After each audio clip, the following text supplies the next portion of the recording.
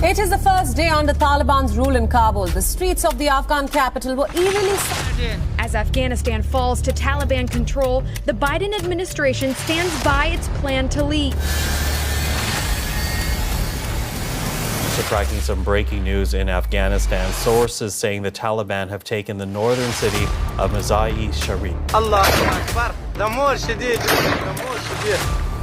The situation in Afghanistan worsens.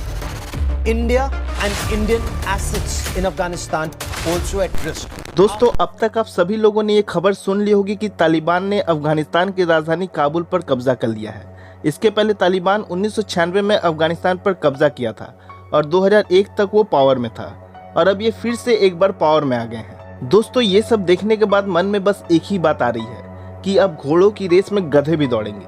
सच पूछिए तो गधे भी इनके सामने उच्च कोटि के लगे। ये लोग इतने बड़े वाले बैल हैं कि ये लोग सत्ता में आते ही अपनी हरकतों को दिखाना शुरू कर दिया है।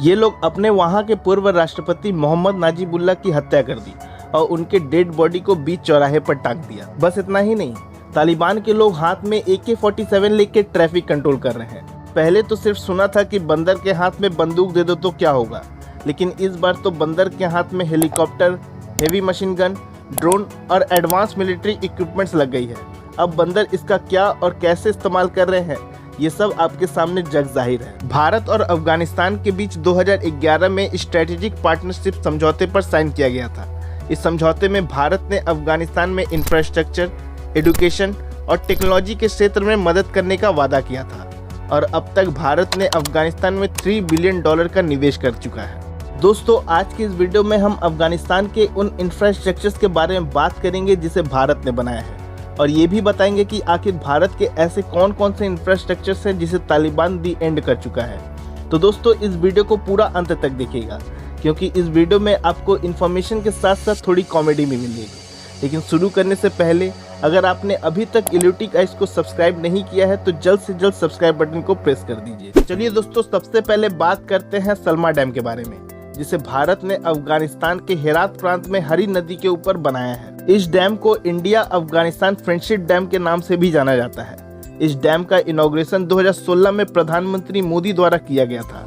ये डैम सिंचाई और बिजली के दृष्टिकोण से काफी महत्वपूर्ण है, जिससे 42 मेगावाट की बिजली प्रोड्यूस होती है। चलिए दोस्तों, अब बात करते हैं जरांज-डेलाराम हाईवे के बारे में। जरांज-डेलाराम हाईवे 218 किलोमीटर का एक बहुत ही स्ट्रेटेजिक हाईवे है, जिसे भारत के बॉर्डर रोड ऑर्गेनाइजेशन ने $150 मिलियन की लागत से बनाया है। ये हाईवे अफगानिस्तान ईरान बॉर्डर के बिल्कुल करीब से गुजरता है। ये हाईवे गजनी, काबुल, कंधार और मजार शरीफ को जोड़ता है। इस हाईवे को 300 इंडियन वर्कर्स और इंजीनियर्स ने मिलकर बनाया है। ये हाईवे भारत के लिए बहुत ही इम्पोर्टेंट है क्योंकि ईरान के चाबहार बंदरगाह से मिडिल ईस्ट तक ये डायरेक्ट कनेक्टिविटी प्रोवाइड करता है। चलिए दोस्तों, अब बात करते हैं हमारे तीसरे इंफ्रास्ट्रक्चर अफगानिस्तान के संसद भवन के बारे में।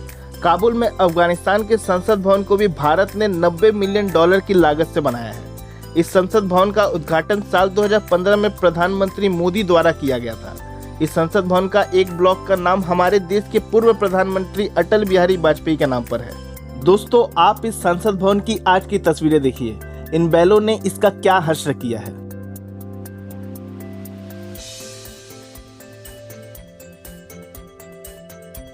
जरा कल्पना कीजिए, ये लोग संसद भवन में किस टाइप का कानून लेकर आएंगे। अगर मान लीजिए कोई औरत बुर्खा नहीं पहनती है तो उसे LMG से मारना है कि मोर्टार से मारना है। अगर कोई शरिया लॉ को नहीं मानता है तो उसे फांसी पर टांगना है कि चौराहे पर टांगना है। अब तालिबान के आने से नॉर्थ कोरिया को एक तगड़ा कॉम्पिटिटर मिल गया है। अब जहन्नम के वर्ल्ड कप में वो अकेला नहीं है। अफगानिस्तान की वर्तमान परिस्थिति को देखने के बाद तो पाकिस्तान का खैबर पख्तूनख्वा प्रांत तो स्वर्ग लगे। चलिए दोस्तों, अब बात करते हैं पावर इंफ्रास्ट्रक्चर प्रोजेक्ट के बारे में। भारत ने अफगानिस्तान में 220 किलोवोल्ट का ट्रांसमिशन लाइन बिछाया है ताकि अफगानिस्तान में बिजली की प्रॉब्लम को दूर किया जा सके और बिजली की सप्लाई को बढ़ाया जा सके।